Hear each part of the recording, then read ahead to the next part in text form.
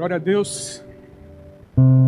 Hoje não tem outro lado, ou tem vigília das crianças? Tem vigília das crianças também? É bom pensar nisso, né? Fazer um vigilhão. Graça e paz, shalom, paz do Senhor.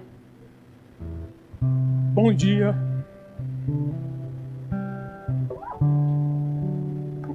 Nossa primeira vigília como comunidade de Zoe.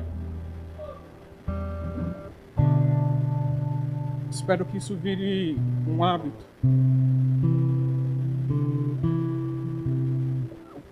Eu tava... Oi? A próxima é em agosto?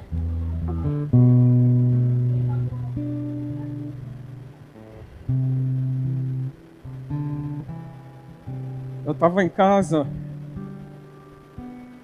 preparando a palavra e eu falei, eu vou fazer como eu fazia nos primórdios. Vou escrever com a mão, não com o computador. E eu vi que você fica muito tempo sem escrever as coisas, fica estranho. Você não lembra algumas coisas, como separar a palavra, separar a sílaba e algumas outras coisas. A gente só aperta Enter e aperta os botões lá. Mas eu estava pensando hoje à tarde sobre vigília. Quem aqui já foi a uma vigília? Glória a Deus. Quem aqui já orou de madrugada? Quem tem o hábito de acordar de madrugada para orar? 5 horas da manhã já não é tão madrugada, tá? É às 3. Como é? Existe alguma coisa diferente? Você consegue discernir algo diferente no mundo espiritual quando você ora de madrugada? Na época que eu era pentecostal, igual o Mahatma, ele fala, eu sou batista, mas estou pentecostal. E eu sou pentecostal, mas eu estou batista. Não é ruim. Se todos tivessem a base bíblica da batista, a igreja não teria tanta besteira acontecendo. Mas enfim, eu sou suspeito para falar. Mas você sentiu, e quando eu era no meio pentecostal, eu estava lembrando que eles falavam assim, de madrugada a fila é menor. Existe essa frase, de madrugada a fila é menor. Não existe fila para quem ora, para quem busca Deus de madrugada. Mas existe algo especial, assim. Antes de entrar na palavra, eu quero orar. Quero agradecer, Pai, por essa noite, por essa madrugada, por aqueles que estão aqui, por aqueles que estão assistindo em casa, por aqueles que irão assistir. Que a sua palavra se manifeste, a sua vontade se manifeste. Nós queremos ouvir, obedecer, te servir. Somos teus. Você é a única razão de estarmos aqui. Você é a motivação da nossa vida. Jesus, você é o nosso tudo. Tudo converge em você, Jesus. Todas as nossas fontes estão em Ti. Quero agradecer por cada um. Renova a força daqueles que trabalharam e vieram direto. Dá mesmo entendimento, sabedoria para cada um de nós. Discernimento. Eu declaro que cada casa aqui representada está guardada por anjos, anjos guerreiros do Senhor. Declaro que cada carro que está na rua é guardado por anjos. Declaro que não existe nenhum tipo de ataque, de afronta, de retaliação do inferno. Nós declaramos que estamos como igreja do Senhor neste lugar, nessa madrugada. Declaramos que num raio de 10 quilômetros não acontece assassinato, não acontece crime, não acontece roubo, sequestro, não tem violência. Em nome de Jesus. Em nome de Jesus. Que os anjos do Senhor tenham total liberdade de atuar como quiserem, da forma que Deus determinou para essa madrugada. Espírito Santo, é na minha fraqueza que o seu poder se manifesta.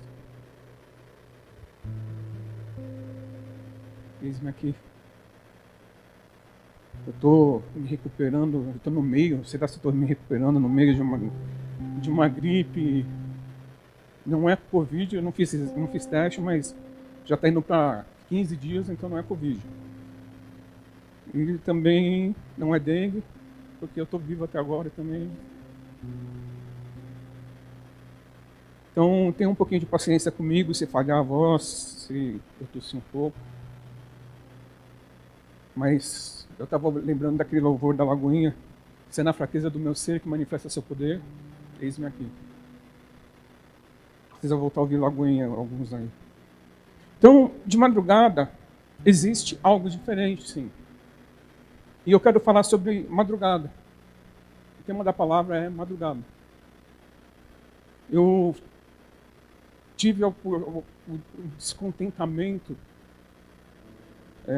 de desviar, quando eu era jovem, dos meus 17 aos 28, dos 18 aos 27, mais ou menos isso.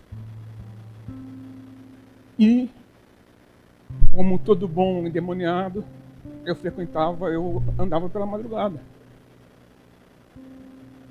Madrugada é onde tudo acontece. Madrugada é onde tem balada.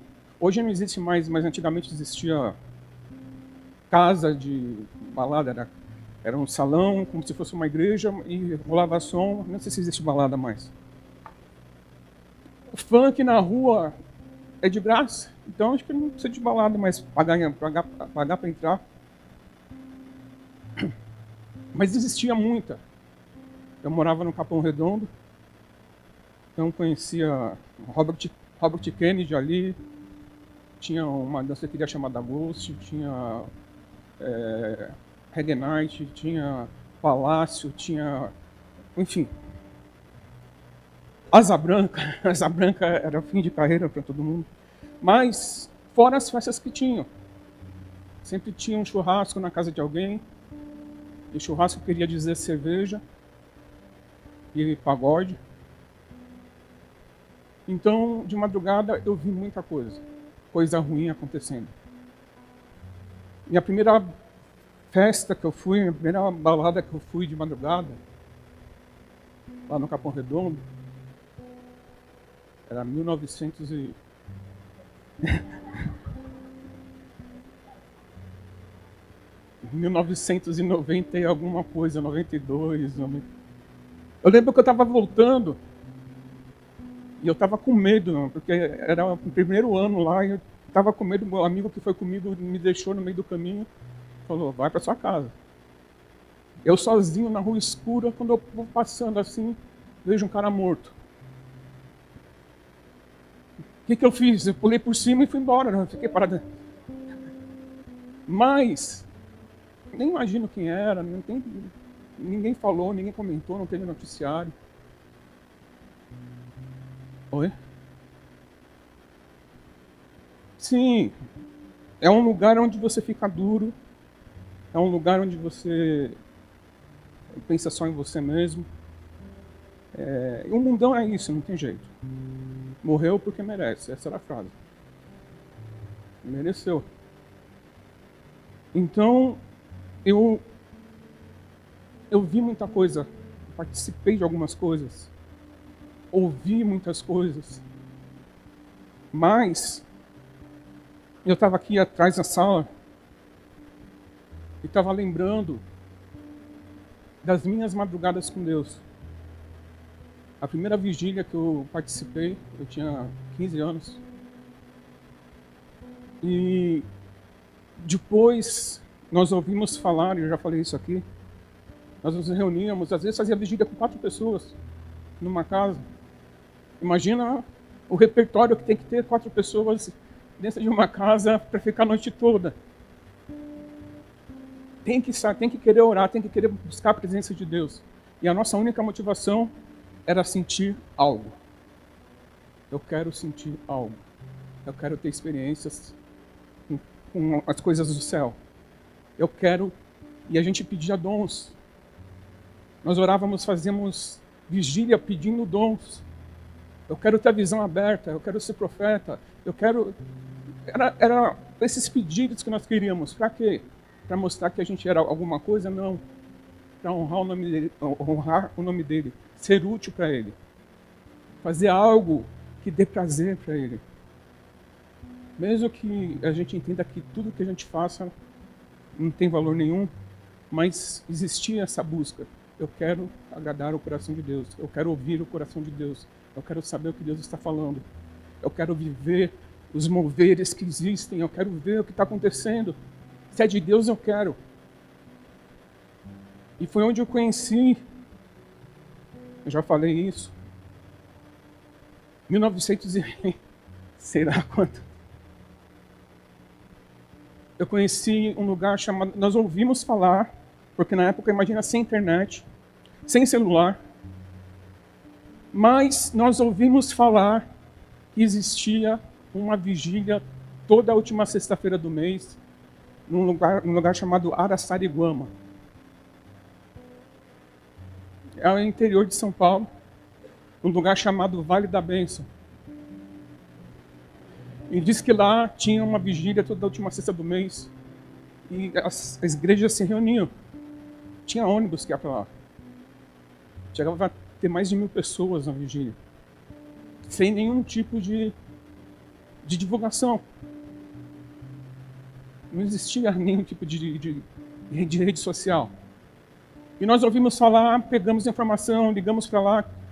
E quando foi a sexta-feira, a última do mês, nós fomos. Eu, minha mãe, um amigo meu, mais algumas pessoas. Pegamos o ônibus na Barra Funda.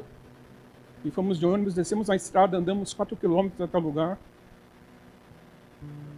E fomos lá. E lá foi a primeira vez que eu vi alguém caindo com o poder de Deus. Que até hoje é discriminado. Mas se você procurar na Bíblia, existem algumas passagens que validam isso. O próprio Daniel, no livro de Daniel, fala que ele caiu desacordado na presença do anjo. E eu falei, eu quero esse mover. Eu não quero só receber, eu quero ministrar as pessoas também. Porque nas igrejas não existiam isso. Então foi um primeiro grande mover que teve das igrejas neopentecostais, que eles chamam a gente de neopentecostal, mas para mim é pentecostal. O primeiro grande mover que teve, que eu vivi, foi cair com o poder de Deus. Mas eu queria saber por que cair com o poder de Deus. Para que cair com o poder de Deus? O que acontece? E Deus foi ensinando, até que eu caí a primeira vez, depois de 4 vigílias sendo ministrado. Eu era muito cético, muito racional, e eu fui andando, e o pastor Silas, nem sei se está vivo mais, ele não punha a mão na cabeça, ele ficava de longe. E ele, receba. E eu fui andando, quase caindo, dei a volta no salão inteiro. E chegou uma hora que eu não resisti mais. E o Espírito Santo falou, se você não quiser, você não cai. Mas existe bênção. Pessoas são curadas, existe cura interior, existe restauração. Existe um toque especial de Deus quando nós caímos, existe um particular com Deus. Você sente a presença dele, aquela presença que nenhuma outra presença se iguala. Se você já sentiu a presença de Jesus, nenhuma outra presença se iguala. E nós temos segundos, às vezes minutos, da demonstração dessa presença. Imagina quando a gente estiver na eternidade com ele. Então, de madrugada, foi onde eu busquei muita coisa, eu recebi muita coisa de Deus. Onde eu vi muita coisa boa acontecendo. Onde eu vi pessoas sendo arrebatadas. Onde eu vi pessoas sendo curadas, sendo restauradas. Onde eu vi ministérios nascendo. E existem segredos espirituais. O mundo espiritual é muito ativo na madrugada. A gente vai ver, eu vou falar um pouquinho, mas de madrugada acontecem as coisas boas e ruins. Em algumas religiões, em algumas seitas, os sacrifícios, os rituais, os pactos são feitos de madrugada. Quando você vê filmes de terror, existe uma coisa, a irmã falou que acorda 3 da manhã. Quem aqui nunca acordou 3 da manhã sentindo algo espiritual? Existe um portal às 3 da manhã. Os satanistas falam isso. Os cristãos falam isso. Existe algo às 3 da manhã. Se você acordar às 3 da manhã, mais de uma noite seguida, levanta e ora. Vai orar porque é o Espírito Santo te chacoalhando. Então, a gente vê muita coisa acontecendo, onde despachos são feitos e coisas são feitas na madrugada. Então, o mundo espiritual é muito ativo. Existem algumas bases, pelo menos duas bases bíblicas para a gente afirmar o que eu estou falando. Salmo 91, versículo 5.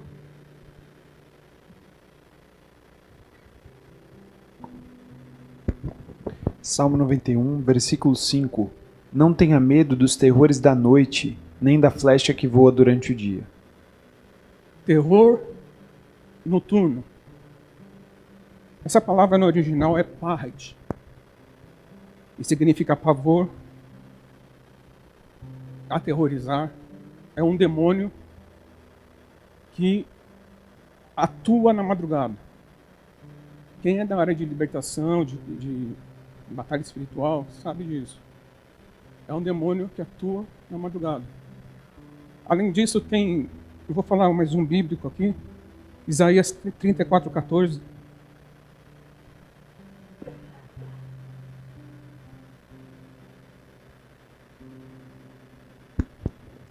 Isaías 34, versículo 14.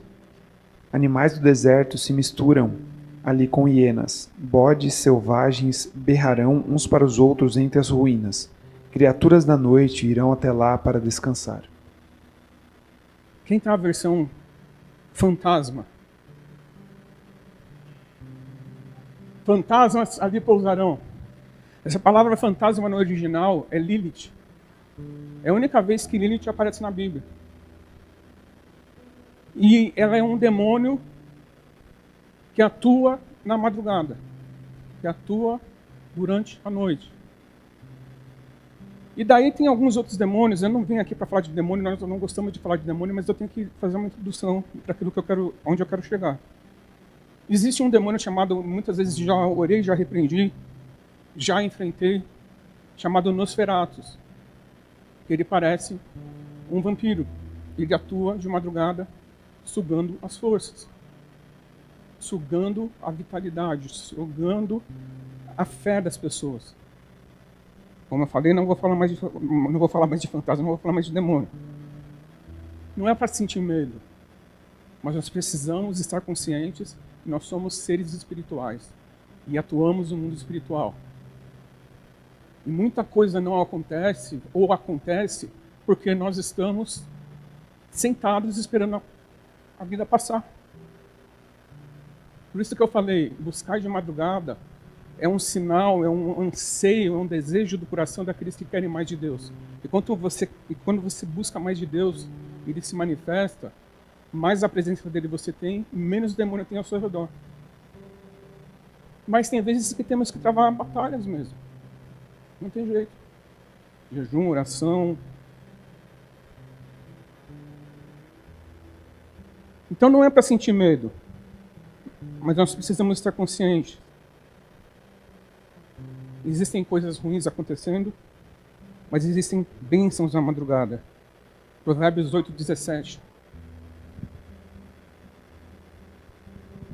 Eu tinha falado que eu gostaria que não passasse a Bíblia aqui, mas eu estou vendo que muita gente não trouxe Bíblia. É para que tragam Bíblia.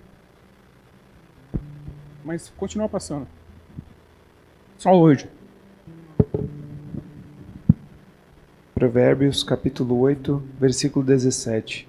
Amo os que me amam, os que me procuram por certo me encontrarão. A versão Almeida Revista e Corrigida, deixa eu ver se é essa. Não. Tá assim, eu amo os que me amam, e os que me buscam de madrugada me acharão. Eu amo os que me amam, e os que me buscam de madrugada me acharão. Se a gente for ver o contexto dessa palavra, está falando da sabedoria. Vai falar, mas é a sabedoria. Mas quem é a sabedoria? A sabedoria, no começo do capítulo, aparece em letra maiúscula, e é o próprio Deus, sabedoria. Não é um ser.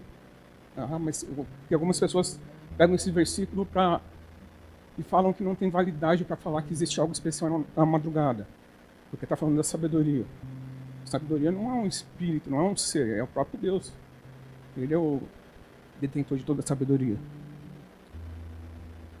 Então, Deus está dizendo o quê? Se buscar na madrugada, você será surpreendido por Ele. Estou falando sobre madrugada para que todos entendam a importância de uma vigília. Eu não sei se vocês... Agora eu não lembro quem está com a gente há mais tempo, há menos tempo.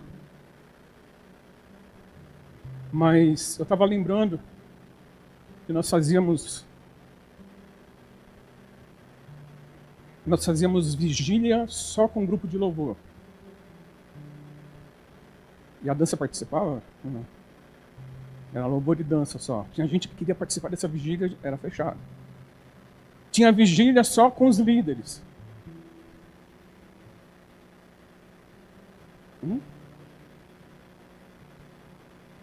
Vocês não pegaram isso? Não. Talvez a gente fosse, mas não era líder também, né? Então, o que Deus fez com a gente? Apesar de tudo que nós passamos, tudo que aconteceu com a gente, tudo que Deus permitiu, nada acontece sem permissão de Deus. Deus soprou o nosso nome no Brasil e fora do Brasil. Um grupo de improváveis, e tinha uma única coisa: paixão pela presença.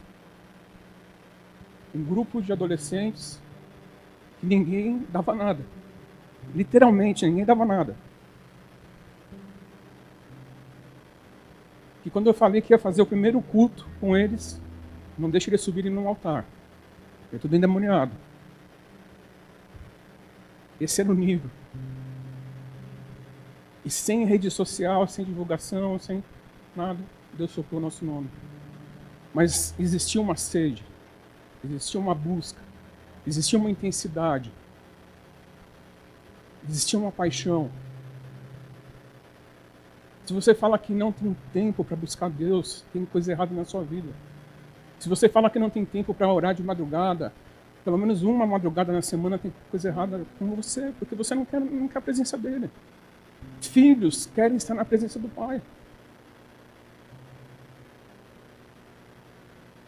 Quando você sente Jesus pela primeira vez, existe uma expressão, eu não sei se foi na Bola de Neve que surgiu a expressão, mas eles falavam muito, estou viciado em Jesus. Você vicia. Você quer mais dele. Chega um momento da sua vida que você vai falar com aqueles que estavam ao redor dele: para onde nós iremos? Eu não sei mais o que fazer. Eu não tenho mais para onde ir. Eu não sei mais quem eu sou sem a sua presença, sem estar perto de você. E nós ficamos tão dependentes dele. E quanto mais buscamos, mais queremos.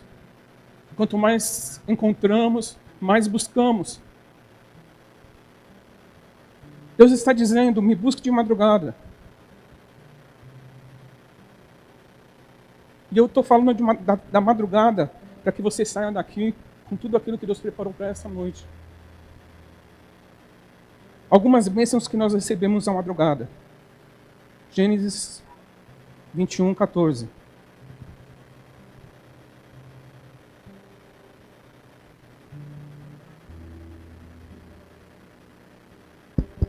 Gênesis capítulo 21, versículo 14. Na manhã seguinte, Abraão se levantou cedo, preparou mantimentos e uma vasilha cheia de água, e pôs sobre os ombros de Agar. Então mandou embora com seu filho e ele andou sem rumo pelo deserto de Berseba. Então, a madrugada, na versão da parede, está na madrugada. Fala de uma quebra de pactos, um rompimento de alianças que nós achávamos que era de Deus e não era. Aqui o patriarca está mandando Agar e o filho Ismael embora. Para muitos foi desumano, mas Deus não desamparou eles. Eles se tornaram uma grande nação. E são o pessoal do mundo árabe, dos muçulmanos.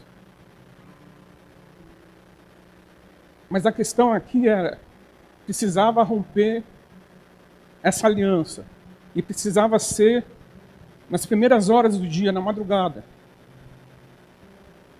Porque não era só a questão de uma mulher que afrontava a outra, mas era a questão de uma briga por autoridade. Alguém que não tinha direito, querendo roubar o direito de um escolhido. Então é um momento, e essa madrugada eu quero declarar que toda aliança que você fez, toda aliança que você tem com alguém, ou fez com alguém e achava que era de Deus, e não era, quebra agora, em nome de Jesus. É cancelado agora, em nome de Jesus. É mandado para o deserto, em nome de Jesus.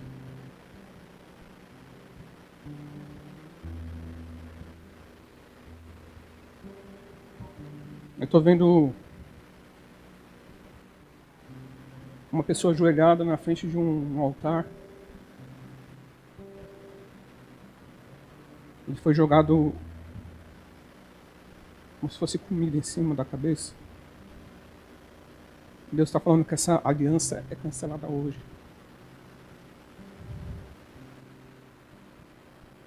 Número 2, Gênesis 31, 55.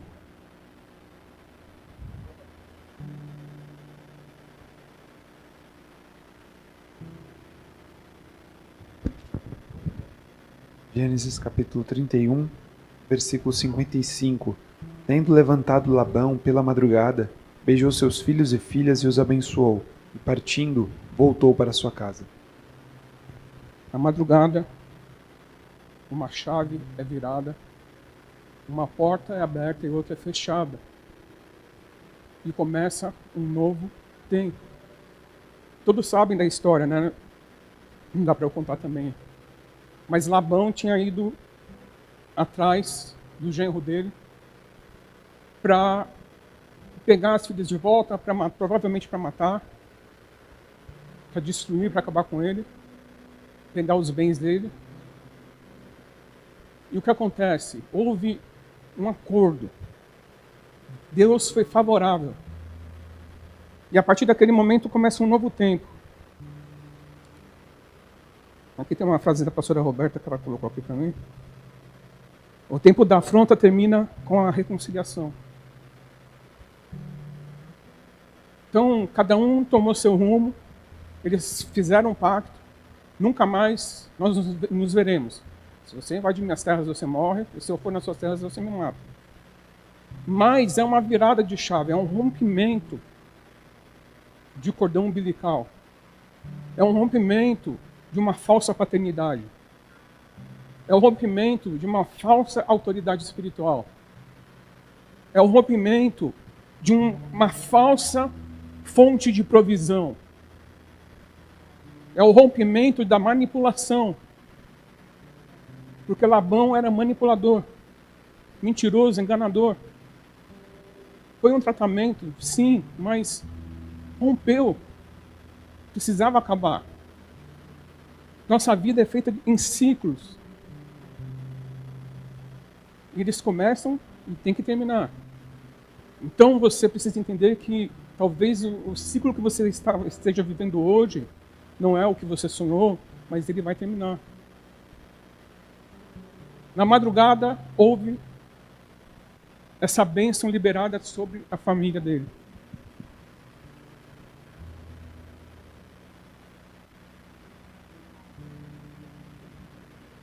Êxodo 12, 29.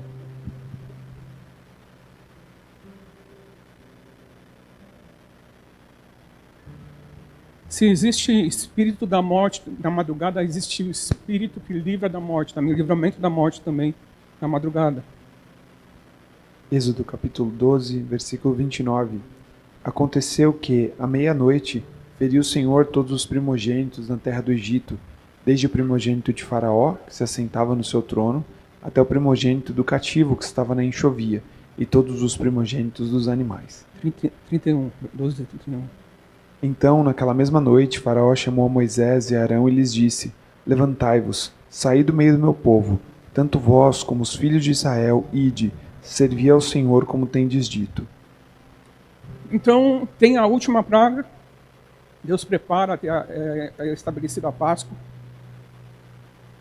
Deus fala como o povo poderia se livrar da morte, porque o anjo, o espírito da morte, o anjo, existe uma expressão no meio pentecostal, o anjo ceifador, ia passar, ia matar todos os primogênitos, todos os que eram mais velhos, de cada família, não só de pessoas, mas de animais também. Foi uma limpeza. E tudo tem um motivo. Faraó era considerado Deus e o filho de Faraó era considerado Deus. Aí Deus estava falando, não existe outro Deus. Então o que acontece? Na madrugada eles estabelecem, eles começam a comer por volta da meia-noite, começam a fazer o ritual da Páscoa por volta da meia-noite. Não vou falar sobre o ritual da Páscoa, mas só sobre o que Deus manda fazer. Pega o sangue do animal e coloca no umbral na porta. A marca do sangue hoje está sobre a sua cabeça. Está sobre a sua vida. E o anjo da morte não pode te tocar. Não pode tocar na sua casa. Não pode tocar na sua família. Não pode tocar nos seus bens. Porque existe uma proteção dos céus. E foi um tempo que acontece, o que fala no texto? Naquela mesma noite, Faraó chamou Moisés e falou: saia daqui. Só que eles não saíram fugidos, como alguns pensam, alguns falam. Eles foram batendo na casa dos egípcios, os escravos foram chegando para os seus senhores e falando: me dá ouro, me dá prata. Não vamos sair de mão abanando. Eles saíram com despojos. O povo não saiu um povo miserável que ficou perambulando pelo deserto. Saiu um povo rico. Tanto é que eles conseguiram ouro para fazer um bezerro de ouro.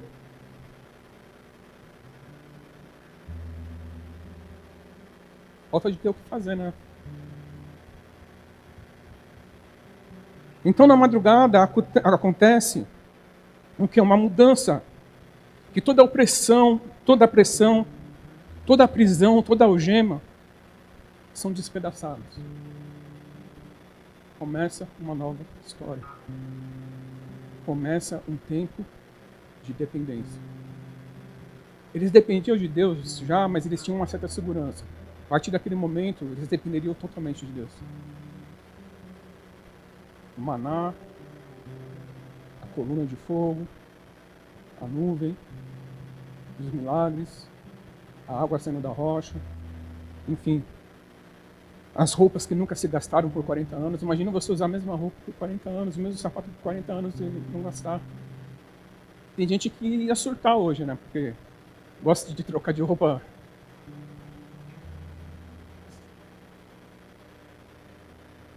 "40 anos e não gastou roupa.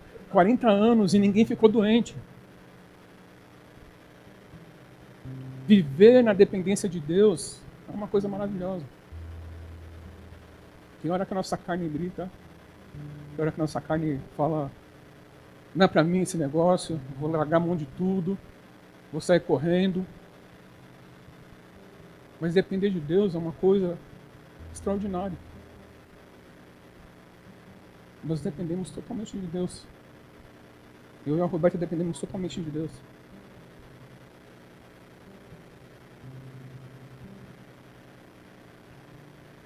Sempre dependemos, né? O dia que nós falamos sim para o altar, não quer dizer que nós ficamos ricos, nós não temos casa, o carro está pago, graças a Deus, mas se Deus pedir eu dou.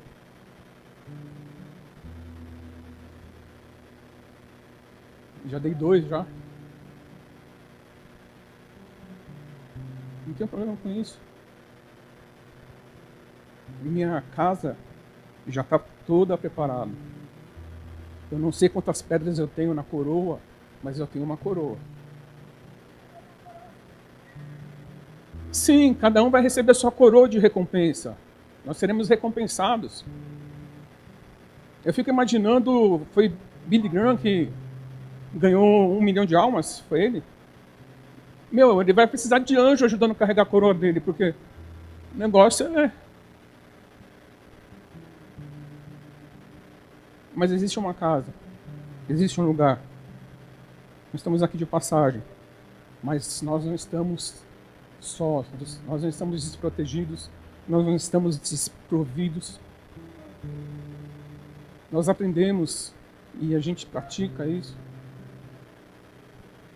que a dependência a Deus, a busca pela presença de Deus, a busca pelo toque de Deus, de estar na presença dele sempre, é o que sustenta todas as áreas da nossa vida. Buscar em primeiro lugar. E daí ele fala, e essas coisas, que coisas? Comida, bebida, roupa.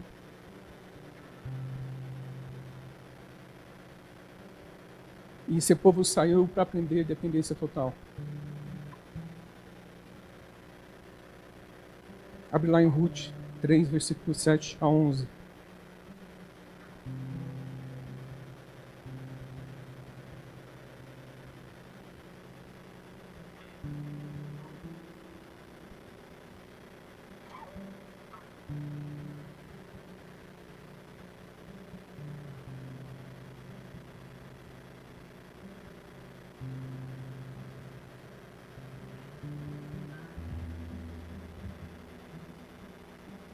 Está na Bíblia.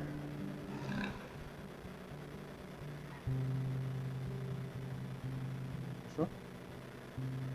3, 7 a 11. Ruth, capítulo 3, versículos 7 a 11. Havendo, pois, Boaz comido e bebido, e estando já de coração tanto alegre, veio deitar-se ao pé de um monte de cereais. Então chegou ela de mansinho, e lhe descobriu os pés, e se deitou. Sucedeu que, pela meia-noite, assustando-se o homem, sentou-se, e eis que uma mulher estava deitada a seus pés. Disse ele, quem és tu? Ela respondeu, sou Ruth, tua serva. Estende a tua capa sobre a tua serva, porque tu és resgatador. Disse ele, bendita sejas tu do Senhor, minha filha. Melhor fizeste a tua última benevolência que a primeira, pois não foste após jovens, quer pobres, quer ricos. Agora, pois, minha filha, não tenhas receio. Tudo quanto disseste eu te farei, pois toda a cidade do meu povo sabe que és mulher virtuosa. Quem já leu a história de Ruth? Quem conhece Ruth? Não é a Rutinha da novela. Quem é mais velho sabe, conhece a Rutinha, né? E a Raquel.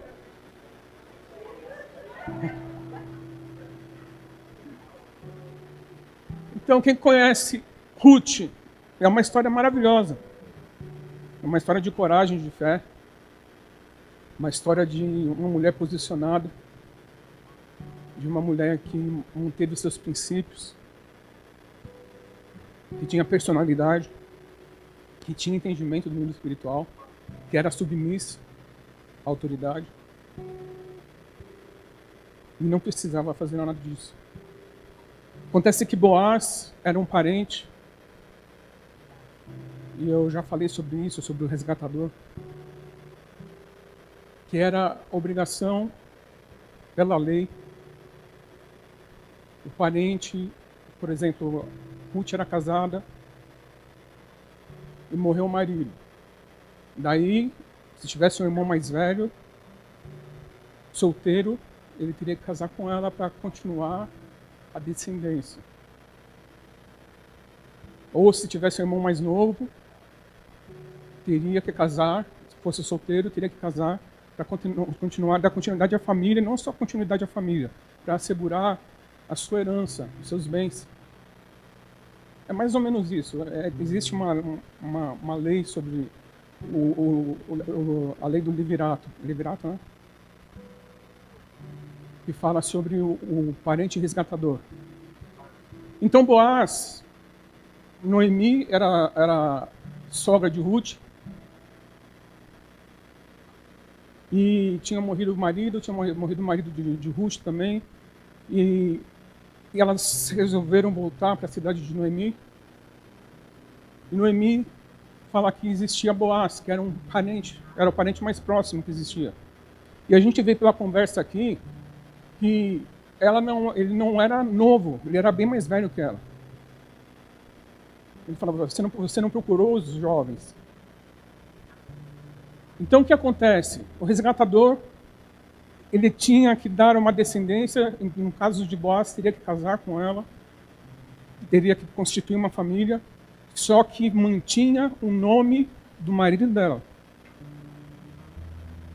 na família. Como, por exemplo, eu sou Silva, eu morrendo, um irmão mais velho meu teria que dar continuidade na minha família, ou um parente mais distante. E existia todo um ritual. Enfim, ela chega um dia, aproveita que Boaz tinha bebido bastante e deita aos pés dele. Não teve nada de sexo, nada de... Ela apenas deita e dorme. Quando ele acorda de madrugada, ele fala, quem é você? Estava aos pés. E aí, Boaz pode ser uma figura de Cristo também. E onde é o melhor lugar para nós estarmos? Muita gente quer olhar nos olhos de Jesus. Eu quero ser abraçado por ele, sim. Já tive experiências. Mas o melhor lugar para estar é aos pés dele. De vez em quando ele vem e faz um cafuné.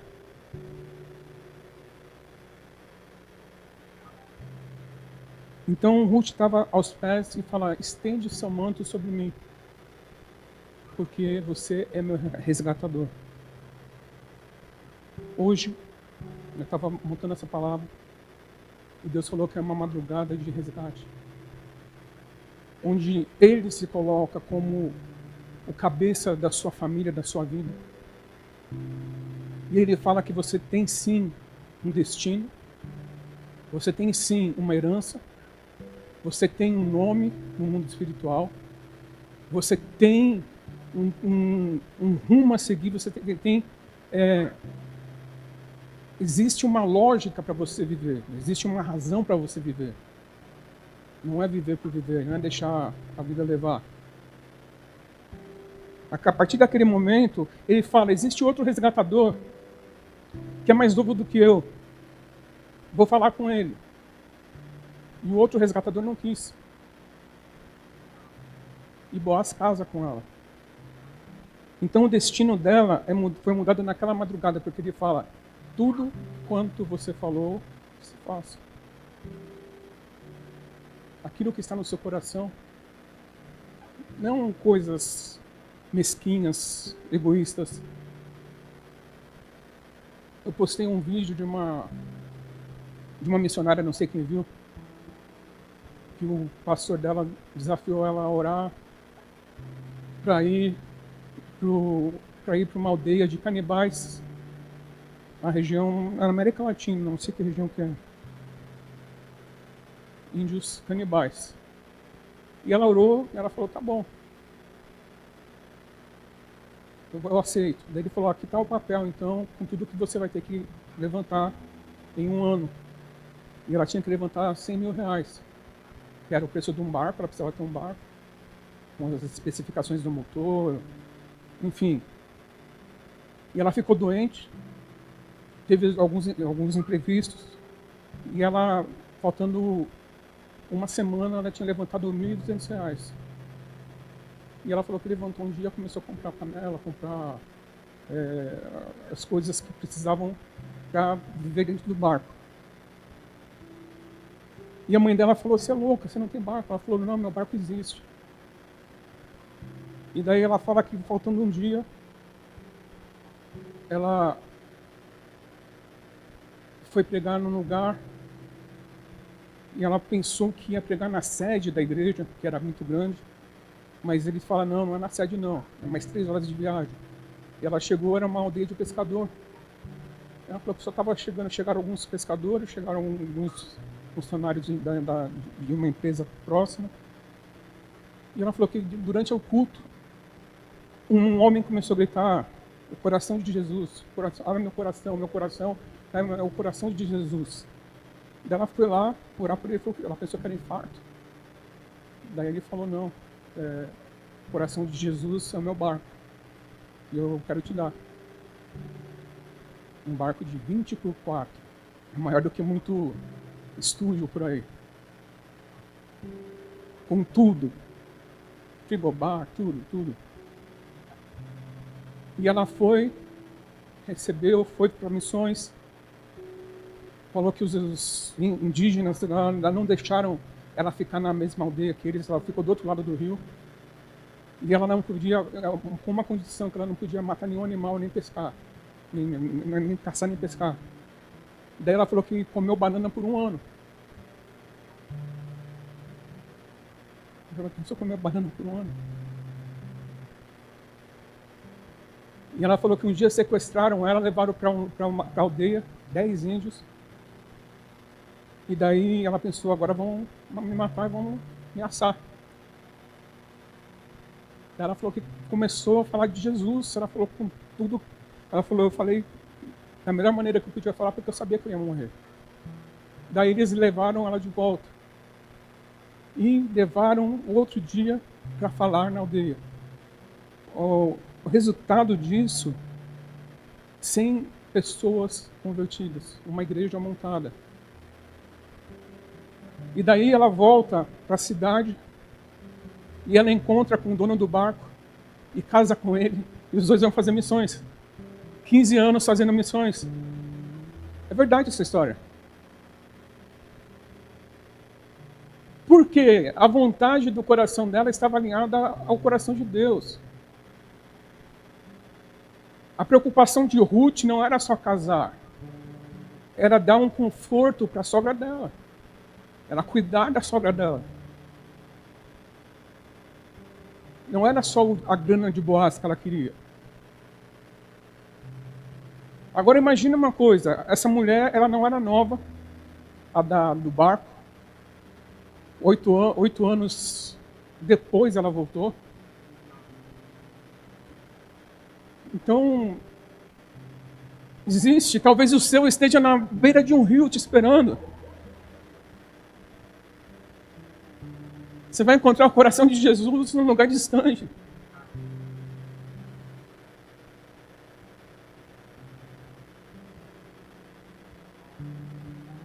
Quando Ele quer, Ele faz.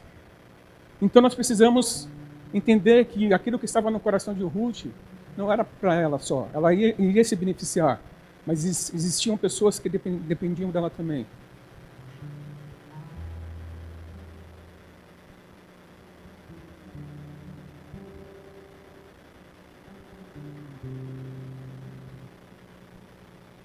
Abre lá em Números 11, versículo 7.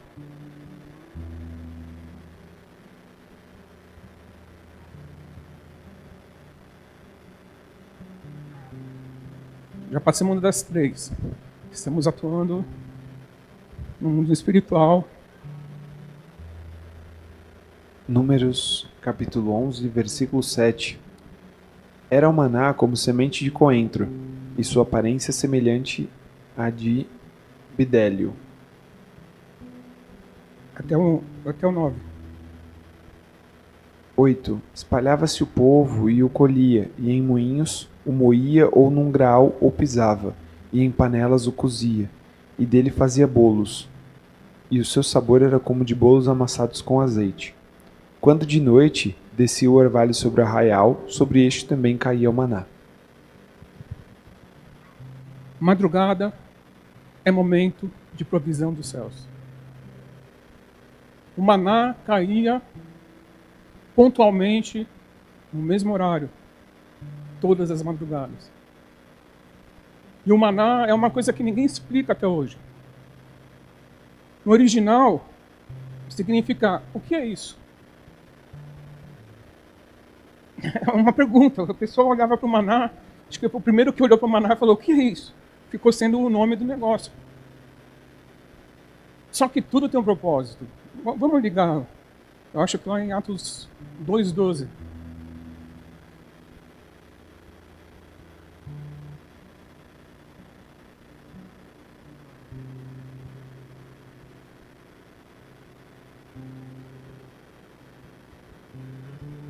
Atos 2, versículo 12. Todos, atônitos e perplexos, interpelaram uns aos outros. Que queres tu dizer? Outros, porém, zombando, diziam, estão embriagados. Atônitos, olhavam um para o outro e perguntaram, tem uma versão que fala, o que é isso? A descida do Espírito Santo foi o maná dos céus para a igreja. Os judeus acreditam que o maná é um alimento dos anjos, que Deus quis compartilhar na terra. É louco isso. Existem umas coisas bem românticas no meio judaico. Então, de madrugada, vinha o maná. Era como semente parecia coentro, uma sementinha. E era da cor daquela pedra que ele falou o nome, que é um branco, parecendo uma farinha de trigo, da cor. E eles amassavam e faziam um pão, um bolo. E não podiam guardar. É muito especial essa passagem, essa forma que Deus mostrou para eles a dependência. Não guarde nada. Não tenha nada, porque o de amanhã eu garanto. Quando tentavam guardar, apodrecia. Sabe, tem muita gente que tem síndrome de deserto. Uma vez falaram pra gente isso. A gente tinha passado por um deserto. Que qualquer 10 centavos era muito. Daí tinha medo de gastar. Ele falou, para com essa síndrome de deserto. Não dá para guardar o maná. Não quer dizer que a gente saiu esbanjando, mas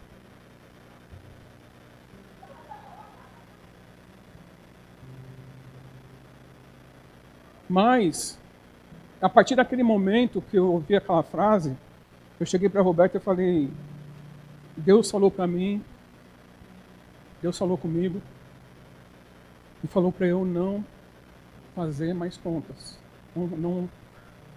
Não fazer a planilha de contas. E aí, Roberta, como? Eu falei, Deus está mandando. E nós vivemos assim há mais de 15 anos. A Roberta às vezes fala, você viu o cartão? Não sei, nem chegou a data de pagar ainda. Se não der, a gente paga o mínimo. Não sou inconsequente, não. Eu sou generoso. Quem anda comigo sabe que eu sou generoso. Já tirei meu e dei para os outros. E, como Samuel, eu quero fazer um parênteses aqui e fazer um questionamento que Samuel fez quando ele está se despedindo do ministério. Qual foi? Eu lesei alguém? Eu roubei alguém? Eu devo para alguém? Fiz algum mal para alguém? Ele reuniu o povo inteiro. Se eu fiz alguma coisa, me fala porque eu vou restituir. Eu não lembro quantas vezes mais. E a pergunta que eu quero deixar aqui agora, e vai estar na internet também, é: eu lesei alguém? Eu roubei alguém? Estou devendo para alguém? Já pedi dinheiro emprestado para alguém aqui? E não paguei? Acho que eu nunca pedi dinheiro emprestado. Então, como Samuel, o profeta, eu falo, eu estou livre. Pelo menos até aqui. Não sei daqui para frente. Aí já eu me garanto até aqui. A gente nunca pode cuspir para cima. Porque quando eu quebrei, eu fali, eu chorava, porque meu nome tinha sujado. Meu nome. Para mim, o nome, na minha família, o nome era uma coisa assim. Quando começou a voltar cheque sem fundo, existia uma coisa chamada cheque antigamente. E valia a mesma coisa que dinheiro.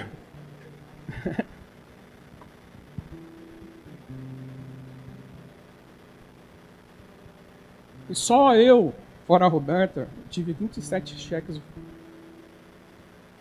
voadores que voaram. Fiz de má fé? Não. Aconteceu. Um abismo chamou outro abismo quando você vê. E era dizimista fiel. Se tinha uma coisa que a gente era ser dizimista. Chegou no nível que a Roberta ganhava R$500, e eu lembro até hoje, o nosso aluguel era 350. Ela tirava...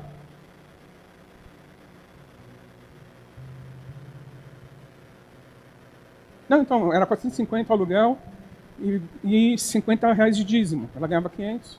Daí água, luz, o resto a gente se escondia dessa Sabesp. Isso há 24 anos atrás. Deus deu um tratamento VIP, assim, logo no começo de casamento. No primeiro ano de casamento. Dizem que quando o dinheiro sai pela porta, como que é? Quando a miséria entra pela porta, o casamento vai pela janela.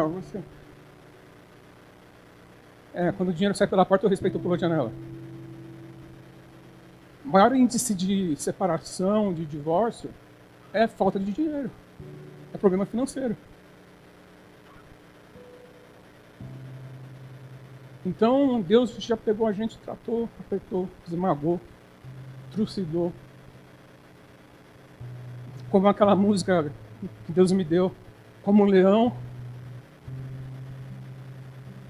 você me cercou. É a oração do rei Ezequias, né? Então eu entendi que isso também é amor. Se eu não passasse, o salmista fala, quanto a mim foi bom passar por aflições. Foi bom passar por aflições, eu precisava passar.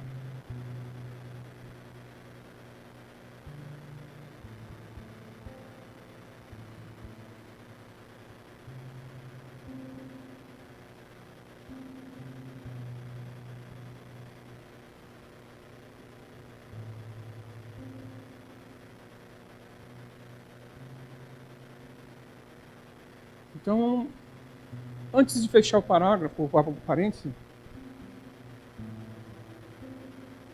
deixa eu ver se eu falo isso.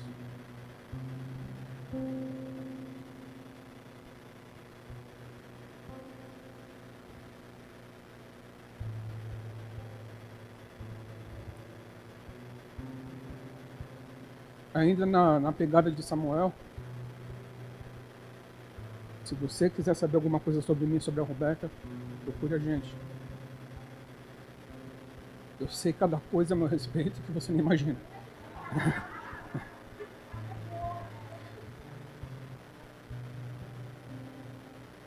Mas eu quero que vocês, como filhos, isso aqui é uma casa de paternidade, e o diabo tentou destruir a paternidade, tentou acabar com a paternidade na casa. Nunca exigi que me chamassem de pai. Eu até me sinto mal quando alguém me chama, mas quem chamar pode continuar chamando, não tem problema. Não se sinta constrangido. Não ligo que me chame de pastor. A maioria me chama pelo nome. Tem que saber que eu sou pastor, tem que saber que eu sou autoridade. Mas eu não preciso de título. Eu não preciso de reconhecimento. Mas como uma casa de paternidade, eu quero declarar que toda a orfandade que o inferno tentou lançar no nosso meio é cancelada hoje em nome de Jesus. E eu quero pedir para vocês como filhos, nunca eu... Deixa eu ver como posso falar. Tudo que você fala de papel não tem jeito. Sempre tem alguém que entende de uma outra forma, não tem... Sempre tem os intérpretes. Mas nunca proibir ninguém, não tem esse direito, não tem essa autoridade de falar com alguém que saiu da igreja. Nunca. Se tiver alguém também, levante agora. Fala que eu proibi. Às vezes eu falo, não é legal. Mas a escolha é sempre da pessoa. Tem todo um contexto, mas continua sendo irmão. Infelizmente, alguns a gente vai ter que ser vizinho no céu.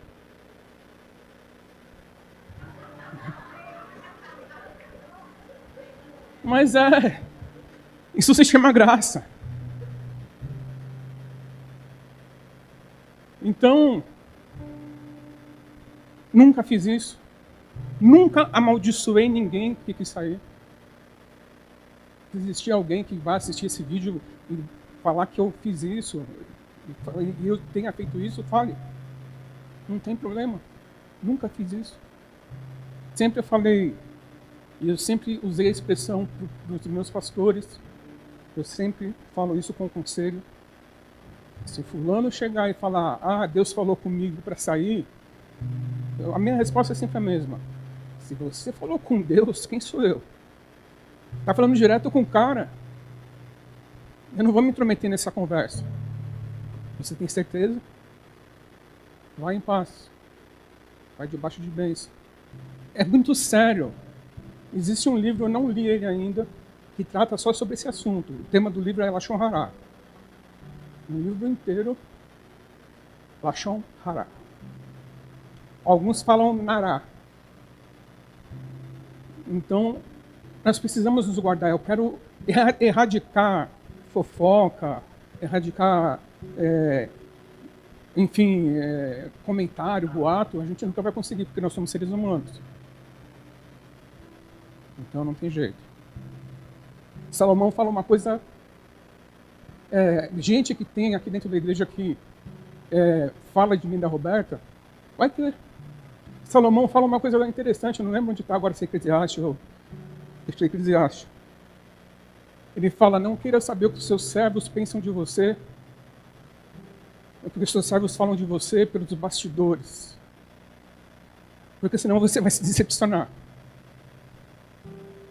Na minha linguagem é assim.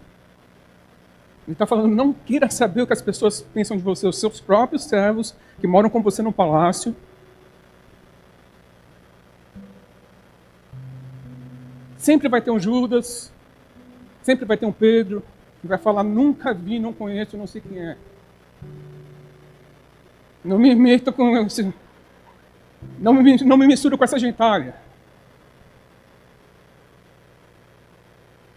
Sempre vai ter um Tomé, sempre vai ter. Sempre vai ter situações. É inevitável que venham os escândalos, a Bíblia fala. Mas é daquele.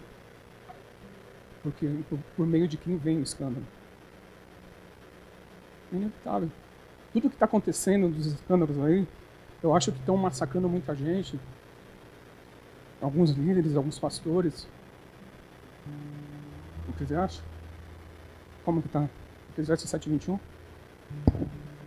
Eclesiastes 7, versículo 21. Não apliques o coração a todas as palavras que se dizem, para que não venhas a ouvir ao teu servo amaldiçoar-te, pois tu sabes que muitas vezes tu mesmo tens amaldiçoado a outros.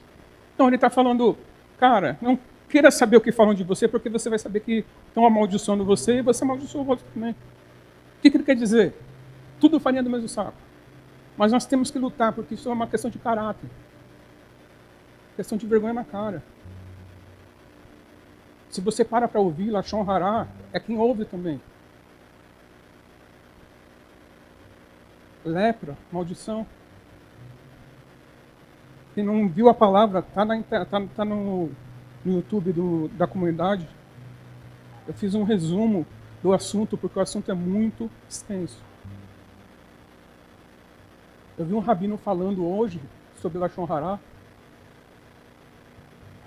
Ele falou, cara, ele contou a história. Eu nem sei porque eu estou falando isso, mas Deus sabe. Ele contou a história de que um homem queria se purificar dos seus pecados de Lashon Hara. Ele chega para o rabino, o líder dele, e fala, eu quero me purificar. E tem todo um ritual de purificação do judeu, né? E daí ele fala, tá bom, mas me traz um travesseiro, o travesseiro que você dorme. E ele falou, achou estranho, né? Pegou, levou o travesseiro dele. Ele falou, vem comigo. Foram pro meio da rua, ele rasgou o travesseiro, jogou todas as penas e falou, quando você conseguir catar todas as penas, vai ser a solução do seu problema. Você vai ter terminado com a palavra que você lançou. Depois que é lançada a palavra, é impossível. Não dá para você pegar de volta. Se for uma mentira e a pessoa é mentirosa, ela tem que encontrar outra mentira. E daí uma mentira maior, uma mentira maior, uma mentira maior. E quando vê, vira um estilo de vida. Então, tome cuidado. Daí esse rabino fala, todos os membros do nosso corpo estão na vertical, eu confundo. Na vertical. A língua está na horizontal, ela precisa ficar em repouso. O máximo de tempo possível. Então não ouça. Você não tem nenhuma boa fama, não tem nenhum valor. E eu falei que esse ano ia ser diferente, nós não começamos a fazer ainda. Mas eu vou sentar com a Roberta. Teve um comentário entre vocês, chegou até a gente, vamos sentar todo mundo junto. Para que exista cura. Ah, mas eu falei para fulano e fulano. Legal, vamos atrás de fulano e fulano. O Luiz Escliró, uma vez ele contou a história de que uma pessoa falou mal dele. Lembra do Escliró? Quem lembra dele? Que com 100 e poucos anos ele pregava ainda. Que uma pessoa falou mal dele e ele foi atrás. Daí ele foi atrás da pessoa, ela falou que tinha falado para outra pessoa. A outra pessoa já tinha falado para mais duas. Ele falou que quando viu, ele reuniu todo mundo, tinha umas 60 pessoas. E ele confrontou todo mundo. E chegou no primeiro e falou, fala o que você falou.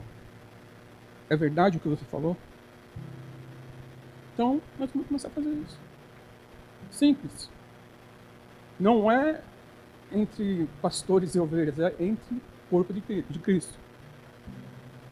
Nós precisamos crescer, precisamos deixar de ser meninos. Criança que chega, eu sei uma coisa, mas não vou te falar. Eu fico imaginando todo mundo no jardim da infância. Eu tenho um segredo, mas não vou te contar. Então, mas eu, quando eu era criança, eu era fofoqueiro quando criança. Eu lembro dos meus 4 anos. Não, eu era o cão de guarda da minha mãe a serviço do meu pai. Eu ficava vendo se, quando ela saía, quem olhava para ela. Se alguém olhava para ela, se alguém demorava conversando mais tempo para ela, eu passava o relatório todo no fim do dia. Um dia eu cheguei para ele e falei assim, já vou voltar para a palavra. 3h33 e 3 segundos. E um dia eu cheguei para ele e falei, tinha um homem, e aí ele falou, algum homem olhou para sua mãe? Eu falei, tinha um homem no ônibus que estava perto da mamãe, mas ele se ferrou, porque eu belisquei a perna dele o tempo todo. E daí minha mãe falou, por isso que ele estava olhando com cara feia para mim.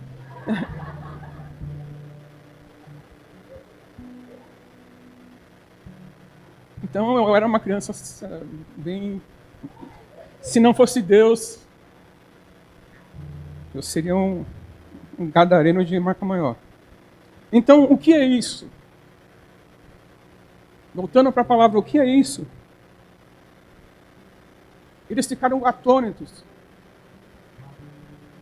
O que é isso? Deus vai fazer coisas na sua vida, e eu falo por experiência própria, que você vai falar, o que é isso? Como aconteceu isso? Planos de coisas sobrenaturais que irão se materializar. O alimento dos anjos. Eu fico imaginando todo dia, quando eles iam pegar o maná de manhã. Você já pegou o que é isso? E eles não decifraram o que era aquilo por 40 anos. Alguns falam que tinha gosto de azeite e alguma outra coisa. Alguns falam que tinha gosto de azeite e mel. Olha que espiritual, azeite e mel. Eu gosto muito de azeite. Eu gosto de molhar o pão no azeite. Eu sou filho de português, né? Então eu amo azeite. Eu fico imaginando uma coisa. Eu gosto de mel também. Então fico imaginando, para mim, essa não ia ter dificuldade nenhuma.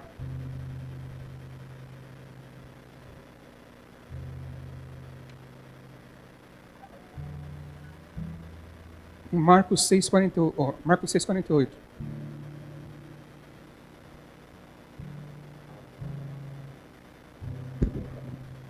Marcos capítulo 6, versículo 48. E vendo-os em dificuldade a remar, porque o vento lhes era contrário, por volta da 4ª vigília da noite, veio ter com eles, andando por sobre o mar, e queria tomar-lhes a dianteira. Continua. Eles, porém, vendo-o andar sobre o mar, pensaram tratar-se de um fantasma, e gritaram, pois todos ficaram aterrados à vista dele. Mas logo lhes falou e disse, tende bom ânimo, sou eu, não temais. E subiu para o barco para estar com eles, e o vento cessou. Ficaram entre si atônitos. Até aí. Então a passagem, Jesus, eu já preguei sobre isso, Jesus, a Bíblia fala que Jesus os impeliu para o barco, no comecinho. Eu acho que é isso que fala. 45. Logo a seguir, compeliu Jesus os seus discípulos a embarcar. Compeliu. Jesus forçou eles entrarem no barco e ficou na margem. Eles já sabiam o que ia acontecer. Mas isso foi na tardezinha, e começou a bater o vento, veio a noite, veio a madrugada, veio a hora mais escura da noite, que é o momento mais escuro da noite, que é entre 3 e 4 da manhã. Alguns falam isso, que é a hora mais escura da noite. Alguns falam que é meia-noite, mas não é. Então, e a gente lê essa passagem e pensa que barco é uma coisa com motor de alumínio, sei lá, como a gente está acostumado a ver o barco. Nós fomos lá para Israel, eu não sei como flutuava aquele negócio. Rústico, uma madeira pesada, né? Provavelmente o barco, a gente viu um barco lá que estava pela metade, que eles encontraram em escavação. Falam que provavelmente era um barco igual aos que os apóstolos estavam. Era uma coisa que pegava talvez dessa parede até essa aqui. Um bote. Eu não sei como Jesus conseguia dormir nesse negócio. Mas a questão é que na madrugada, na vigília, a 4ª vigília da noite, é entre 3 e 6 da manhã. Na madrugada é a hora que a tempestade vem. Na madrugada da vida a tempestade vem. Os ventos contrários sopram. Nossos fantasmas nos assolam. Nossos fantasmas tentam nos assustar, nos assombrar.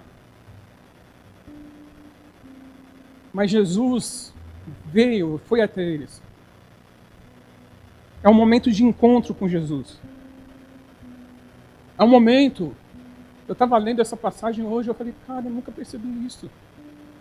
Nessa passagem específica, eu falei para a Roberta, eu nunca percebi isso. Eu já li, não vou falar milhares de vezes, porque eu não sou... Mas centenas de vezes eu li essa passagem. E você lê a passagem como se fosse uma outra passagem. E eu falei, legal, agora ele vai mandar acalmar tudo. Ele não deu nenhuma ordem.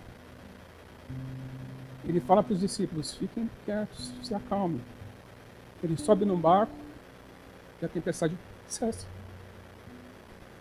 A presença dele, como dizia no louvor, com Cristo no meu barco nunca vai afundar. Esse é antigão, né?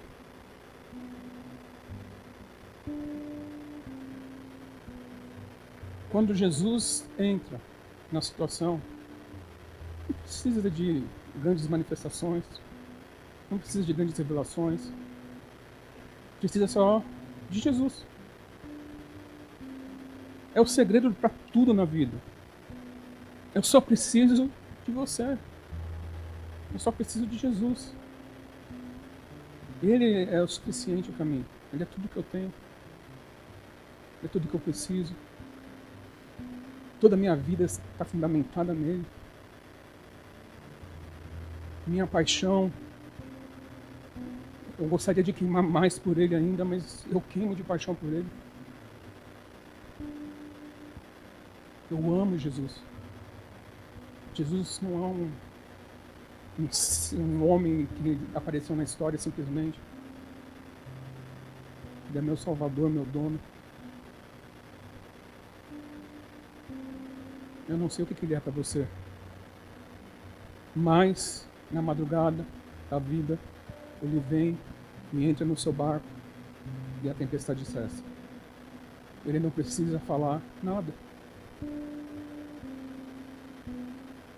Eu não sei, não lembro, eu leio muitas frases, muitas coisas e acabo esquecendo, mas quem é o autor. Mas eu não sei se foi... esqueci o nome dele. O príncipe dos pregadores, quem é mesmo? Spurgeon. Ele fala, eu acho que é a frase dele. Ele fala, quando você não puder orar, louve.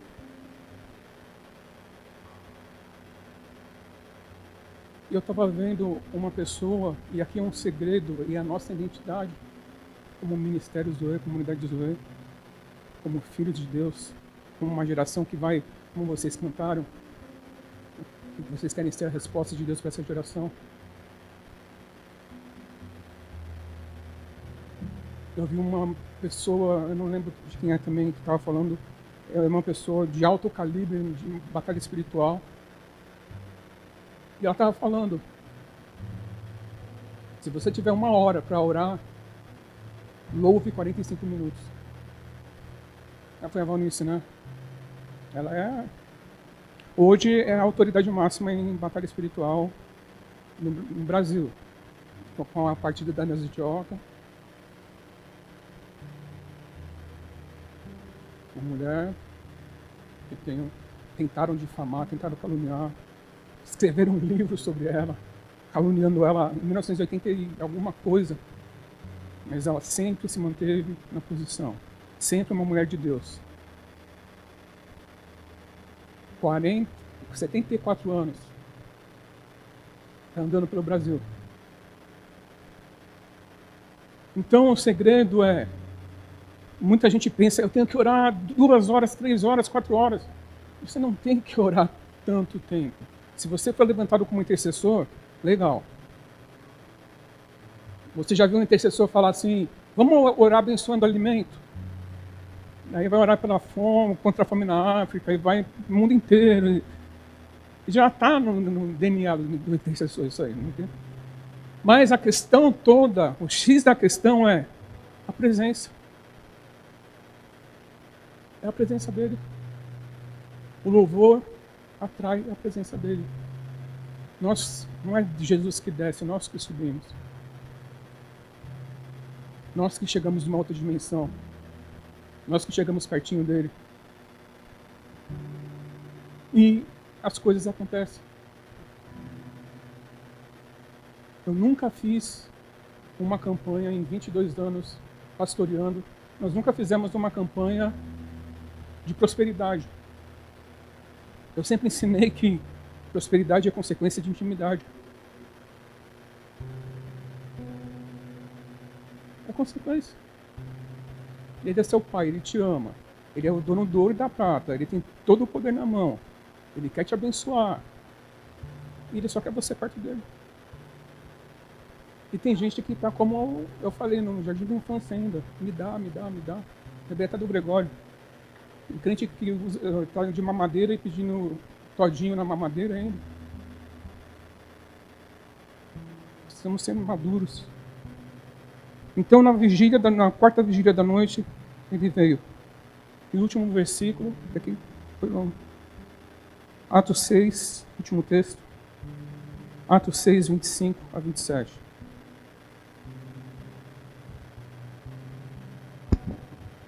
Atos 6, 25? 16.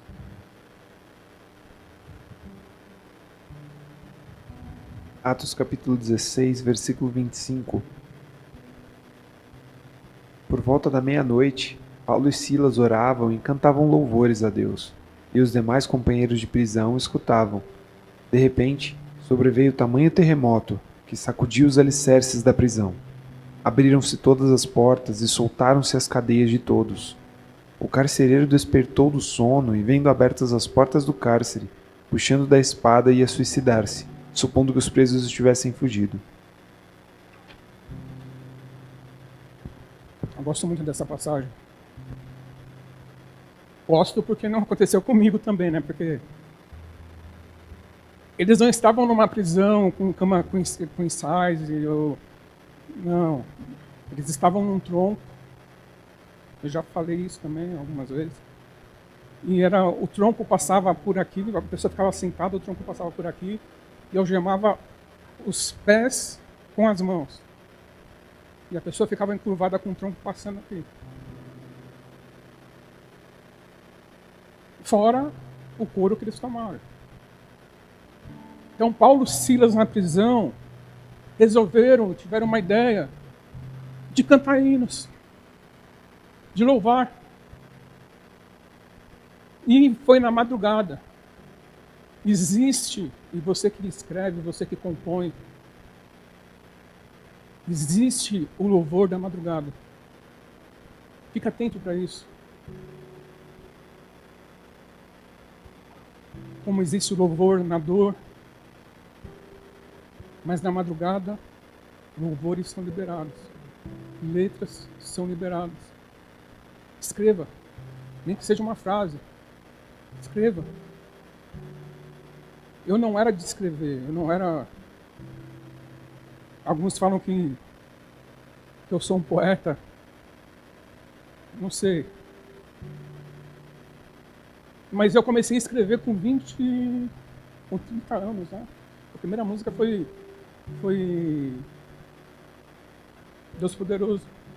Deus Poderoso não, foi Maravilhosa Estrela da Manhã.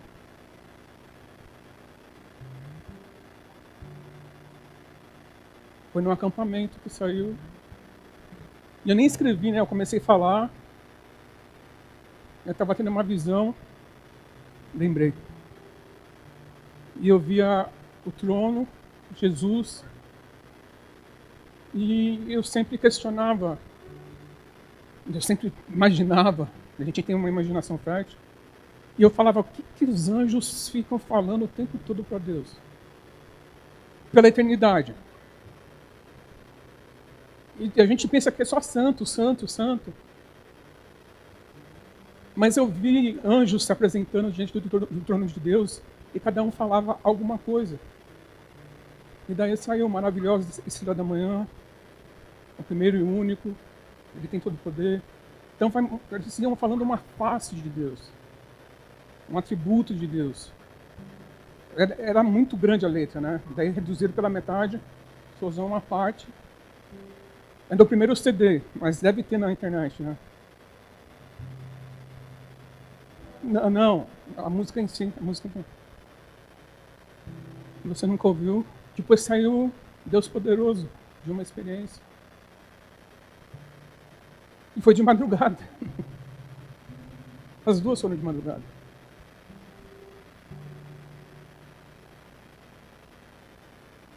Então fique atento. Na madrugada, se não puder orar, louve. Se não puder louvar, ouça. Põe um som lá. E deite no chão. E apenas louve. Nós temos... Existia uma época que existia uma coisa chamada CD. E tocava música. Tinha um aparelho gigantesco. Você colocar um negocinho desse tamanho.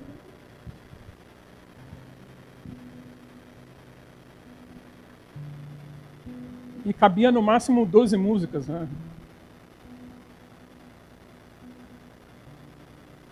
Era LP. O CD cabia um pouco mais. Mas aí eu comprei um CD que era muito caro. E nós compramos o CD com muito louvor da Cassiane. No começo das nossas lutas, eu ainda consegui comprar o CD. E esse CD foi a trilha sonora por uns 3, 4 anos.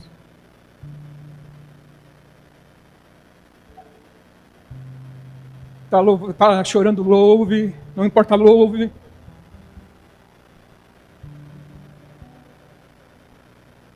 Era isso no carro, era Cassiane. Em casa era Cassiane. Chorando era Cassiane. Ela faz parte da trilha sonora da nossa vida.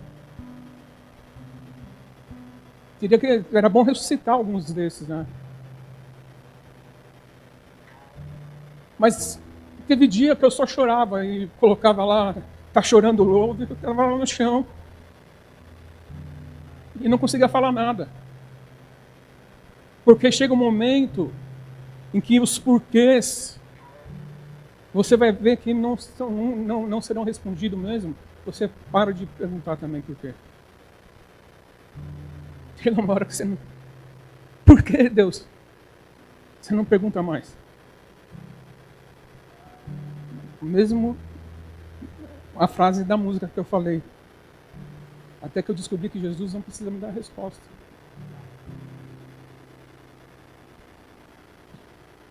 E daí era só louvor.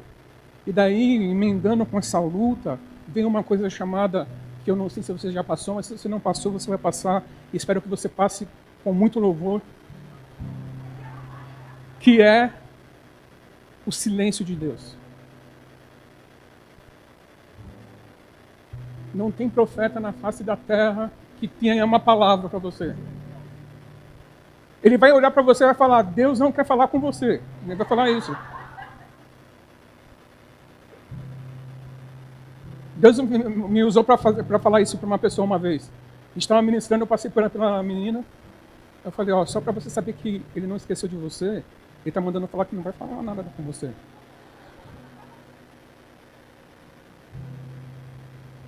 Então, mas a pessoa queria direções, queria saber o futuro, queria ver a luz no fim do túnel. E no silêncio de Deus, você lê a Bíblia parece um livro comum. Você não sente aquela coisa queimando quando você lê a Bíblia na época do silêncio de Deus. É uma coisa, parece que o céu é de bronze, parece que todo mundo ao seu redor é filhinho do papai e você não é. E você tem que andar pela fé nesse momento. Eu cheguei para o meu líder na época e falei, passando por isso. Ele era profeta, pensei que, agora vem um... Seja bem-vindo ao silêncio de Deus, ele me falou.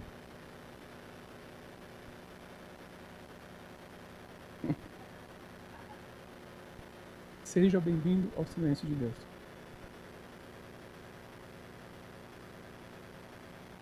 Foi o nosso tratamento, e continua sendo, né? Deus é sempre VIP com a gente, né? Mas eu posso falar já uma coisa. Ninguém me incomode. Porque eu trago no corpo as marcas de Cristo. Eu sou Paulo? Não sou Paulo. Eu sou a unha encravada do dedão do pé de Paulo. Mas eu posso falar isso. Existem marcas. E marcas são validações do mundo espiritual. São patentes do mundo espiritual.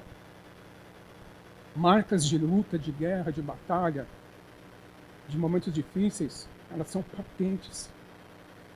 É como se você subisse de patente. Você vai se tornando o guerreiro da linha de frente.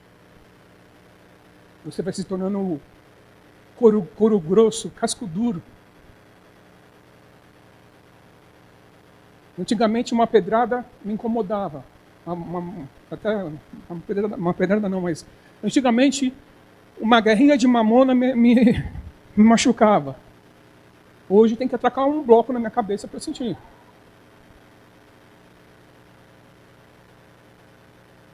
Para Paulo falar isso, ninguém me importune. É como se ele cale-se. Por quê? Porque eu sou melhor? Porque eu tenho mais dons? E Paulo tinha todos os dons. Paulo era o cara mais inteligente da época dele. Foi o cara mais inteligente, para mim, mais inteligente da Bíblia. Sábio foi Salomão, mas inteligente foi Paulo. Mais capacitado. E ele não usou nada disso, ele falou, ninguém me incomode porque eu trago no corpo as marcas de Cristo. Então as marcas são importantes, são necessárias. E quando veio o silêncio de Deus, e daí eu ouvi, eu já falei isso também, eu ouvi a seguinte proposta do meu líder. Você tem duas opções. Você se submete ao tratamento de Deus, e a gente não sabe quando isso vai terminar. Fica firme e vive tudo aquilo que Ele tem para você. Vive o seu chamado, mas a gente não sabe quando vai terminar. Ou você fala para mim agora, eu não quero viver o meu chamado, e eu vou orar por você hoje, e amanhã a sua vida muda. Essa foi a proposta. Eu vou orar por você hoje. Ele falou, estou dando minha palavra que a partir de amanhã a sua vida muda. As portas vão se abrir. Uma conversa de louco, né? Estava colocando minha vida. Era a minha vida, a vida da Roberta. Eu falei, eu quero viver tudo que Deus tem para mim. Eu quero. E eu não sabia o que era. Não tinha noção. Mas a minha vida, momentos difíceis foram feitos de muito e foram regados de muito louvor. Eu não sou uma pessoa de orar muito. Nunca fui. Talvez eu consiga orar uns 40 minutos, uma hora. Mas sentar na presença dele através do louvor e adoração é a minha porta. Ele fala comigo. Ele me toca. Ele me restaura. Alguns perguntam e falam assim, para mim, qual é a música que você mais gosta? Eu sempre falo, das que eu compus. Salmo 91. Cada uma tem uma história especial. Mas Salmo 91 foi uma madrugada que eu estava, não conseguia nem orar mais. E vídeos a nosso respeito na internet. Áudios, ameaças, calúnias, difamações. E eu comecei a ler o Salmo 91. E Jesus falou comigo aquele dia. Eu ouvi a letra, ele cantou para mim. Um dia papai me disse essas palavras de amor. Ele me disse verdades em forma de canções.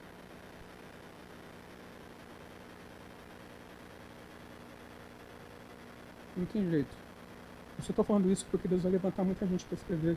E alguns falam assim, você é um poeta. Eu comecei a escrever com 30 anos. Eu não escrevia nada. Minha mãe tem esse dom. Eu com 10 anos eu tentava, e ela escrevia cadernos de poesia. Até um dia que aconteceu. Então, peça para Deus, mas a maior parte daquilo que a gente escreve, por isso que eu sou totalmente contra a cantar versões. Nós tivemos 2 regravações só, Cordas de Amor e Som dos Mártires. Nós gravamos de outra pessoa, mas que era a nossa história. Parecia que... E a versão, tem muita gente que grava versão, mas o que você tem dentro? O que você viveu? Quais são as suas experiências? Quem ele é para você? Eu não quero saber quem ele é para os outros. Eu não quero ouvir falar sobre ele, eu quero falar com ele. É uma frase legal para pôr em música.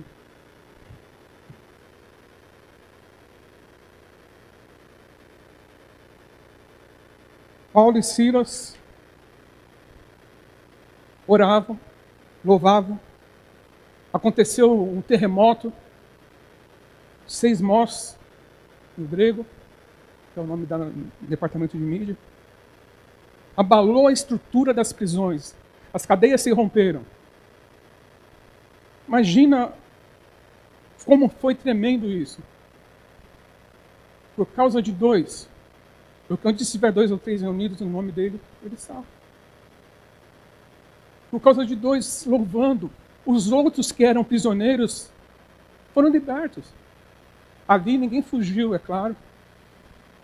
Mas aquele abrir de cadeias, aquele abrir de prisões, de portas de prisões, tem um significado espiritual muito grande na vida de todos que estavam lá. Deus estava falando que no mundo espiritual, a cadeia da vida deles estava rompendo. No mundo espiritual, a prisão estava sendo quebrada. Aquilo que o inferno tentou colocar na vida deles estava sendo cancelado. E nós estamos falando do pior tipo de pessoa que estavam ali. Eram bandidos, assassinos, ladrões. Era uma cadeia, gente. Era uma prisão. Imagina você... Hoje não existe mais Carandiru, né? Tem gente que nem sabe onde é Carandiru, né? Mas um presídio, imagina você um presídio com, sei lá, com 10 mil presos. Você e seu amigo sendo preso injustamente. E você não ficou magoadinho com Deus, você começa a louvar. Não estou entendendo nada, mas eu vou louvar. Não sei porque isso está acontecendo comigo, mas eu vou louvar. Não sei a hora que vai terminar, mas eu vou louvar. Não sei quando vem a resposta, mas eu vou louvar. Está doendo, mas eu vou louvar. Eu estou sangrando, mas eu vou louvar. Essa posição, na mesma coisa, na mesma posição, imagina eles na mesma posição, eu que tenho um problema na coluna. Imagina ficar encurvado a noite inteira, praticamente a noite inteira. Está doendo, mas eu irei louvar. Eu vou abrir minha boca. O inferno não pode me paralisar. O inferno não pode me deixar mudo, não pode me calar. E quando o louvor é liberado, os céus se movem. Os alicerces são abalados. As estruturas são danificadas. Toda estrutura de homem é quebrada quando a presença dele se manifesta. Toda estrutura religiosa é quebrada. Eu vou louvar, eles louvavam. E, por último de todos, eu achei um salmo aqui, Salmo 57:8.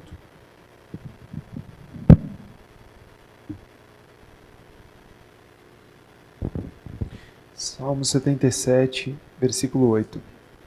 57. Perdão.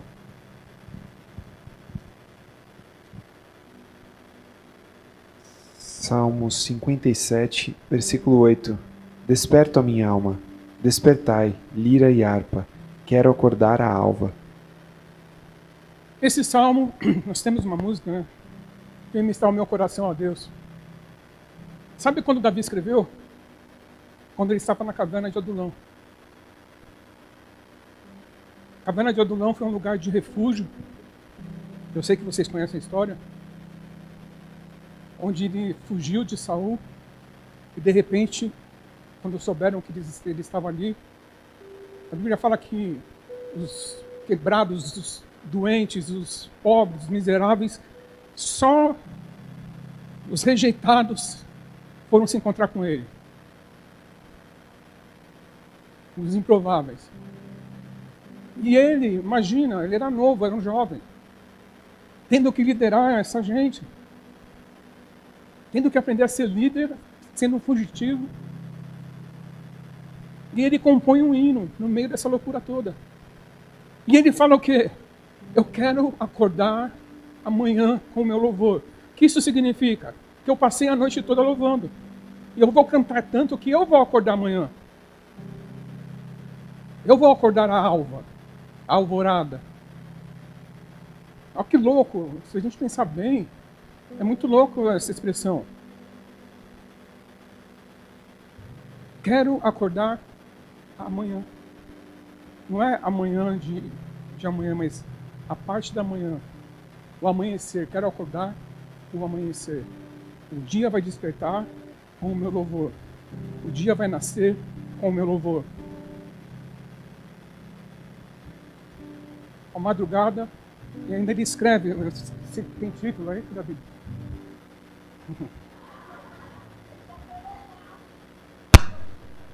Deixa eu ver aqui. Não, eu acho aqui.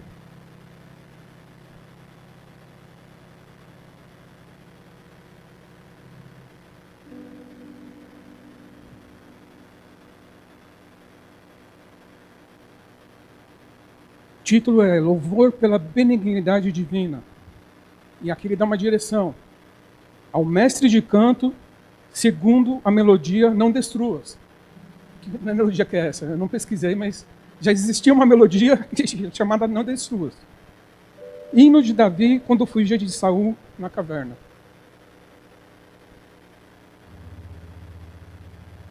Ele compôs a letra, ele falou quem ia cantar e qual seria a melodia. E cantou. E o livro de Salmos é um livro de música. Eu fico imaginando como Davi era muito louco.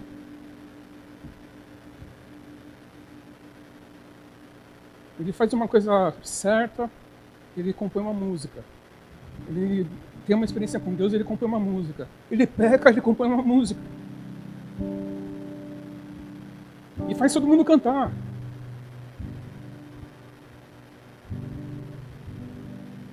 Pequei contra o céu. Enfim. Quero declarar sobre a sua vida um marco no mundo espiritual.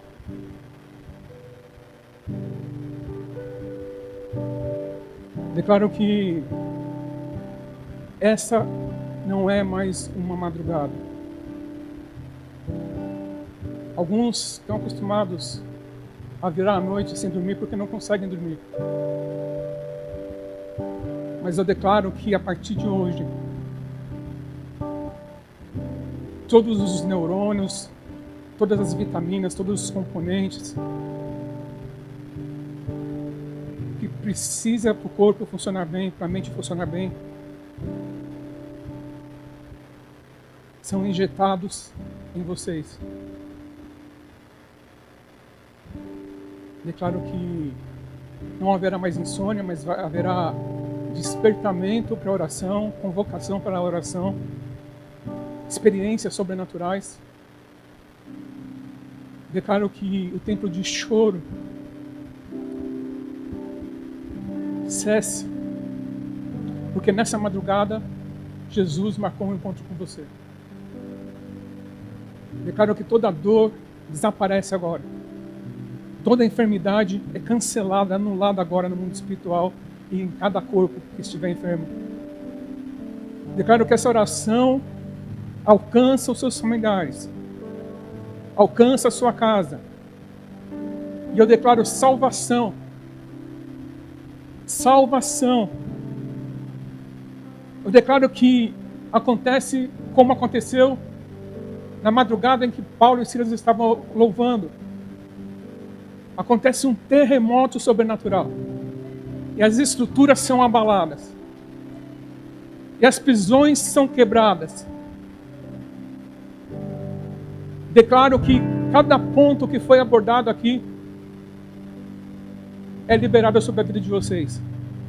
A provisão dos céus, a libertação, a cura, a restauração, o favor, a graça, o resgate.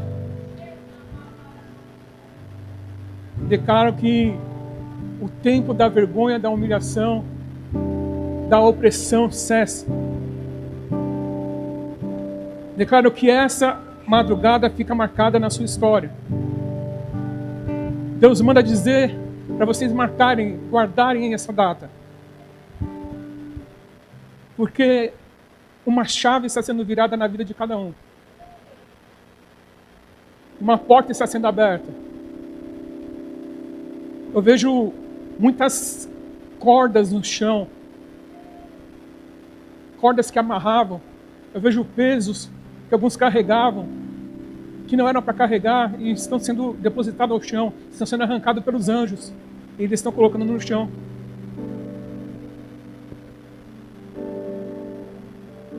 Eu declaro que vocês serão surpreendidos.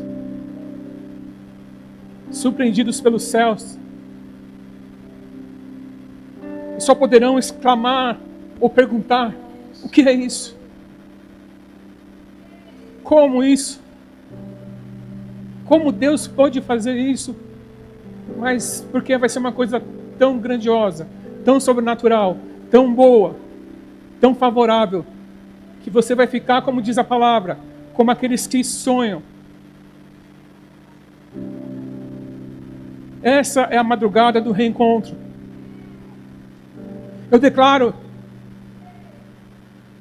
Deus manda dizer que bodes e ovelhas que não faziam parte desse rebanho estão no lugar que devem estar, mas os filhos voltarão. Os filhos voltarão. Preparem os braços abertos, porque os filhos da casa voltarão. E para alguns vai ser indigesto. Para alguns vai ser difícil. Mas eles são filhos. São filhos. Eu vejo uma grande... um retorno. Eu vejo uma igreja muito grande e ela representa a igreja de Cristo na face da terra. E eu vejo pessoas voltando.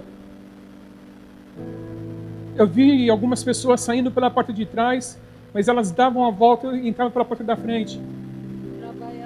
Os filhos voltarão para as igrejas. Os filhos voltarão para a casa do Pai. Não podemos ser como o irmão mais velho. Não podemos sentir ciúmes, não podemos ter inveja, não podemos ser inseguros. Não podemos sentir medo, porque nós sabemos quem nós somos. É um tempo de revelação da palavra de Deus. Não de ficar procurando coisinhas ou contradições, ou alguma revelação que ninguém teve, mas é um tempo de profundidade na palavra.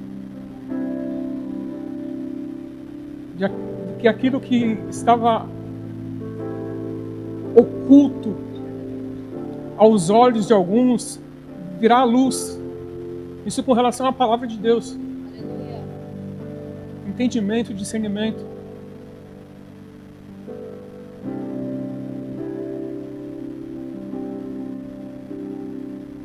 Deus sela mesmo esse lugar como uma casa de profetas. Existe uma paternidade profética neste lugar. E vocês gerarão filhos proféticos.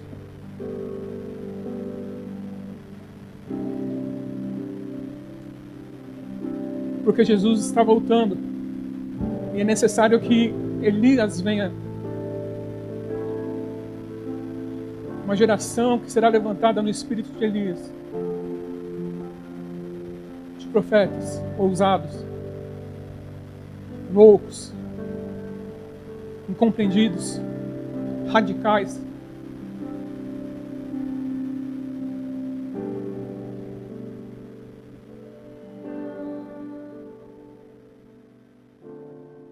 Cheque arabalabashiri antele balabas.